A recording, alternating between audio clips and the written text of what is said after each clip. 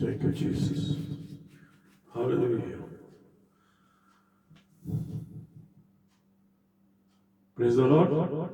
जय मसीह की।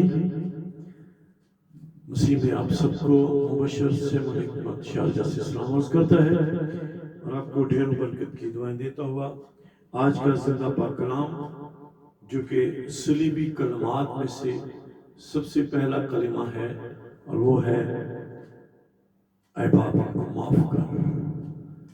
ये कलिमा हमें लूका की इंजील और उसका 23वां बाब और उसकी 34वीं आयत में मिलता है, लेकिन हम 33वीं आयत से पढ़ेंगे। हालेलुया। जब वो उस जगह पर पहुंचे जिसे खोपड़ी कहते हैं तो वहां उसे मसलूब किया और बदकारों को भी, एक को दाहिनी और दूसरी को बाईं तरफ, दो डाकू भी खुदा यीशु मसीह के दाएं और बाएं लटकाए गए थे। यीशु ने कहा, ऐ बाप इनको माफ कर। ये पहला कलमा है। यीशु ने कहा, ऐ बाप इनको माफ कर। ऐ बाप इनको माफ कर। 5 अल्फाज हैं, ऐ बाप इनको माफ कर, क्योंकि ये नहीं जानते कि क्या करते हैं। और उन्होंने उसके कपड़ों के हिस्से किए और उन पर कुरा डाला। आइए हम दुआ करें। मेहरबान खुदावंद अजीम खुदा, तू जो कायनात का खालिक और मालिक है, तू जो गुनाहों को माफ करने वाला मुनज्जी हमारा निजात देंदा है, और तो दुनिया में आया ताकि हमारे गुनाहों की माफी तेरे सलीब पर जाने से हो सके। और तो कोई बेगुनाह है नहीं, न था और ना होगा इस दुनिया में, जो कि इंसानों के गुनाहों की माफी के लिए अपने आप को सलीब पर दे। खुदावंद तेरे शुक्रगुजार है कि तूने अपने आप को सलीब पर हमारे लिए दे दिया। सलीबी कलमात में से ये पहला कलिमा आज हम माफी के मुतालिक सीखते हैं। हमें पाकरू की मामूरी और हुजूरी देना, ताकि तेरे पाकरू की प्रेजेंस में हम बोलें और सुनने वाले भी तेरी पाकरू की विजडम से, तेरे पाकरू की कुव्वत से, समझ से उसको समझ सकें, क्योंकि तेरे पाकरू के बगैर ना तो हम कुछ बयान कर सकते हैं और ना ही कुछ समझ सकते हैं। खुदावंद हमें अपने कलाम की रोशनी अता फरमा और बख्श दे कि इस रोशनी में हम चलते हुए तारीकी से निकलकर हम तेरी उस नूर की रोशनी में दाखिल हो जाएं और रहें जो कि तू हमें नूर बनाता है। Thank you Jesus. जिनको हमने माफ नहीं किया उनको माफ करना सीखे, यीशु के जलाली और पाक नाम के वसीले से, आमीन। उसी में मेरे बहुत ही अजीज बहनों और भाइयों, मैं आपको हालेलुया गॉस्पेल चैनल के इस प्लेटफॉर्म पर खुश आमदीद कहता हूँ। और आज का पहला कलमा जैसे कि हमने पढ़ा है कि ऐ बाप इनको माफ कर। खुदा यीशु मसीह अभी भी बेटा होते हुए, वफादार बेटा होते हुए इस कलमे को अदा कर रही हैं, कह रही हैं, और उनकी यानी हमारे खुदा यीशु मसीह की जुबान मुबारक से ये कलमा इरशाद हुआ है। अजीज बहनों और भाइयों, हम देखते हैं कि दुनिया में रहते हुए बहुत से लोग हमारे खिलाफ कसूर करते हैं, गुनाह करते हैं। इसलिए खुदा यीशु मसीह ने मत्ती की अंजील में हमें ये सिखाया था कि इसलिए कि अगर तुम आदमियों के कसूर माफ ना करोगे तो तुम्हारा आसमानी बाप भी तुमको माफ ना करोगे, और अगर तुम आदमियों के कसूर माफ करोगे तो तुम्हारा आसमानी बाप भी तुमको माफ करेगा। यानी हमने अपने कर्जदारों को, कसूरों को, जैसे हम दुआ रबानी में भी पढ़ते हैं, माफ करना है। अगर तुम आदमी को कसूर माफ ना करोगे तो तुम्हारा बाप भी तुम्हारे कसूर माफ ना करेगा। हमें इबादत में जाने से पहले, दुआ में झुकने से पहले اپنے قرضداروں قصوروں کو معاف کرنا ہے۔ میرے عزیز بہنوں اور بھائیوں، خدا یسوع مسیح پر یہ جو مشکل کی گھڑی آئی ہے، اور یہ میرے اور آپ کے گناہوں کی وجہ سے تھی۔ خدا یسوع مسیح کو بہت ذلت دی گئی، اس کو پکڑوا دیا گیا۔ یہودا اسکریوتی نے اس کو پکڑوایا، اور خدا یسوع مسیح کو پتا تھا کہ کون مجھے پکڑوائے گا، لیکن خدا یسوع مسیح نے اس کو ہونے دیا۔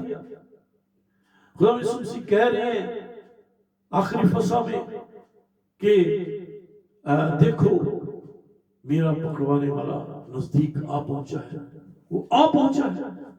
اور خدا یسوع مسیح نے انڈیکیٹ بھی کر دیا کہ جو میرے ساتھ طباق میں ہاتھ ڈالتا ہے وہی مجھے پکڑوائے گا اور میرا بوسہ بھی لے گا، اور ایسا ہی ہوا۔ خدا یسوع مسیح کو بہت ستایا گیا، اس پر گھوڑوں کی مار، اس کو لہو لہان کیا، اس کو تمانچے مارے۔ ہم دیکھتے ہیں یوحنا کی انجیل میں اس بات کو کہ خدا یسوع مسیح کو کس قدر ستایا بھی گیا۔ کانٹوں کا تاج یوں پریس کر دیا گیا خدا یسوع مسیح کے سر پر، اور 19ویں باب میں لکھا ہوا ہے، 19ویں باب میں اس پر پیلاطس نے یسوع کو لے کر کوڑے لگوائے۔ خدا یسوع مسیح کو کوڑے مارے گئے مصلوبیت سے، صلیب پر دینے سے پہلے، اور وہ سزا میرے اور آپ کے گناہوں کی تھی جو یسوع مسیح نے سہی اور اپنے اوپر لے لی۔ کیونکہ عیسائی 53 میں ہم اسی طرح پڑھتے ہیں، اور کانٹوں کا تاج بنا کر اس کے سر پر پریس کر دیا گیا۔ ایسے آستہ سے نہیں رکھا گیا، زور سے پریس کر دیا گیا، جو کہ ہم جانتے ہیں کہ 4 انچ تقریباً وہ کانٹوں کے